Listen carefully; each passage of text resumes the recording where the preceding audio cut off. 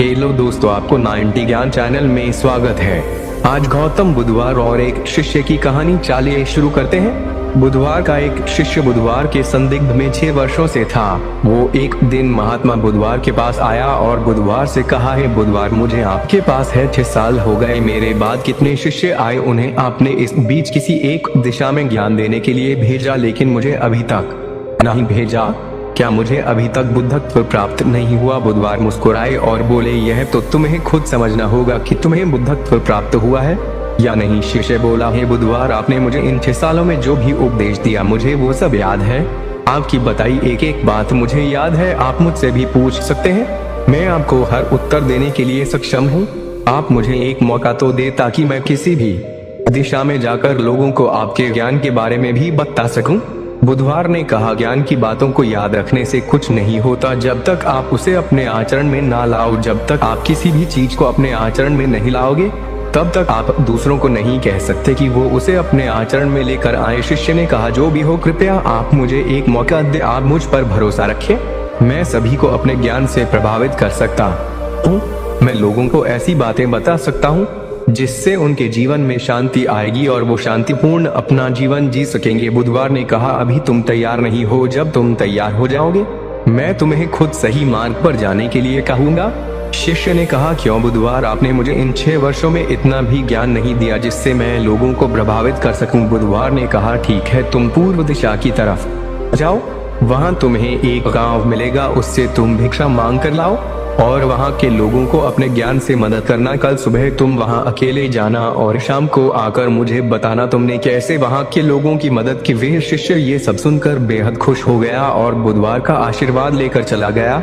और वह रात भर ज्ञान समेटता रहा और मन ही मन सोच रहा था कि मैं कल ऐसे ज्ञान की छाप छोड़ूंगा कि वहाँ के लोगों के साथ बुधवार भी मुझसे प्रभावित हो जाएंगे।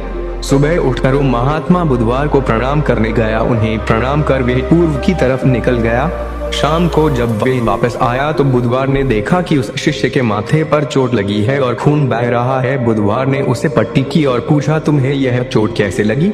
शिष्य ने कहा कि बुद्धि, वहाँ के लोग बेहद दुष्ट हैं, उन्हें जरा भी बुद्धि नहीं है। मैं उस गांव में भिक्षा लेने गया पर किसी ने मुझे भिक्षा नहीं दी, सब मुझे गालियां दे रहे थे। एक व्यक्ति ने तो मुझे भी भिक्षा तो दी लेकिन नीचे फेंक कर और कहा, इसे उठा लो। मैंने उन्हें काफी समझाया लेकिन वे मेरी बात सुनने को तैयार ही नहीं थे। उल्टा उन्होंने मेरे साथ हाथापाई की जिससे मुझे चोट लग गई है।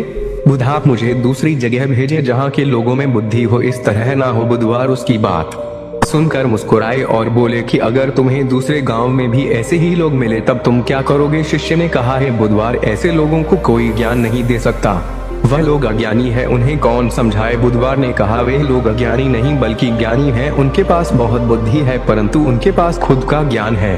अब अगर तुम किसी दूसरे के ज्ञान को चोट पहुँचाओगे तो वे कुछ तो कहेंगे ही। तुम्हें ऐसे लोग हर जगह मिलेंगे, तब तुम अपना ज्ञान उन्हें कैसे दोगे? बुधवार ने शिष्य को कहा कि आज तुम आराम करो, कल शाम को मेरे पास आना। शिष्य बुधवार को प्रणाम करके चला गया। अगली शाम जब वह वापस बुधवार के पास आया तब वहाँ एक और बुधवार का शिष्य मौजूद था। उनके हाथ में चोट लगी हुई थी। बुधवार ने उस शिष्य के हाथ पर चोट देख उस पर पट्टी की और उस शिष्य से पूछा कि तुम्हें यह चोट कैसे लगी? शिष्य ने कहा, है बुधवार, आपने पूर्व के एक गाँव में मुझे जाने के लिए कहा था, वहीं मुझे यह चोट लगी। बुधवार ने कहा, वहां तुम्हारे साथ क्या क्या हुआ, तुम मुझे बताओ।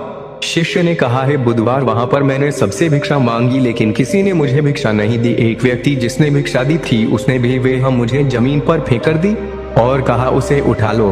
मैंने चुपचाप उसे उठाकर अपने पात्र में रख लिया और उसे कल्याण का आशीर्वाद दिया। तब उस व्यक्ति ने मुझसे कहा, आप बड़े ही अजीब व्यक्ति हो, मैं आपका अपमान कर रहा हूँ और आप मुझे आशीर्वाद दे रहे हैं। मैंने उनसे कहा कि आप धनी हैं, आपने मुझे दान दिया है इसलिए मैं आपको आशीर्वाद दे रहा हूँ। फिर वहाँ से मैं आगे गया तो कुछ लोगों ने मुझे वहाँ से जाने के लिए कहा। उन्होंने मुझे कुछ अपशब्द कहे और मुझ पर कुछ पत्थर फेंके जिससे मुझे चोट लग गई। जब मैं वापस आ रहा था तब मैंने एक माँ को रोते हुए देखा, वह अपने बीमार बच्चे को लेकर चिंतित थी। मैं तुरंत जंगल से जाकर उसके लिए जड़ी बूटी ले आया लेकिन वहाँ के लोग मुझे जड़ी बूटी देने नहीं दे रहे थे। फिर मैंने उनसे विनती की कि वे मुझे उस बच्चे का इलाज करने दें, उसके बाद वो जैसा कहेंगे मैं ठीक वैसा ही करूँगा।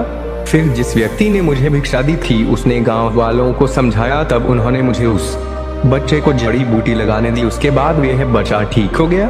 फिर गांव वालों ने मुझसे अपने किए गए अभद्र व्यवहार के लिए क्षमा मांगी और मुझे धन्यवाद कहा। फिर मैं वहां से वापस आ गया। ये बुधवार आपसे एक विनती है, उस गांव के लोग बहुत भोले भाले और सीधे हैं। क्या मैं रोज उसी गांव में जाकर भिक्षा मांग सकता हूँ? ये सभी बात वो पहला शिष्य भी सुन रहा था।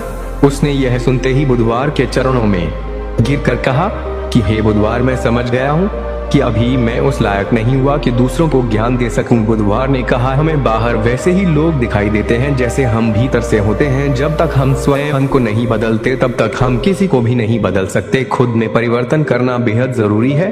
कोई भी बात बताने से पहले उसे आचरण में लाना बेहद जरूरी है, क्योंकि आचरण में लाई हुई चीज को बताना समझाना बहुत आसान होता है और उसे लोग बेहद आसानी से अच्छे से समझ पाते हैं। लगता है कि हमने जो कुछ भी सीखा है वह हमको दूसरों को सिखाना चाहिए, लेकिन हम जाने अनजाने में दूसरों को सिखाने के चक्कर में हम कभी कभी गलत साबित हो जाते हैं। तो इसलिए दोस्तों, अगर आप किसी को भी कोई भी सुझाव देने के लिए जाते हैं, आप कोई भी चीज सिखाने के लिए जाते हैं, तो सबसे पहले आप उस कार्य को संपूर्ण रूप से और सही ढंग से अच्छे से सीख जाएं। और आपको जब यह पक्का प्रूफ मिल जाए कि अब मैं इस कार्य को संपूर्ण रूप से सीख चुका हूँ, अब मैं दूसरों को सिखा सकता हूँ, तभी आप दूसरों को सिखाने के लिए जाए। अन्यथा आपके साथ दुर्व्यवहार हो सकता है और आपको क्षति भी पहुंच सकती है। दोस्तों, आपने क्या सीखा इस पोस्ट से जरूर बताएं।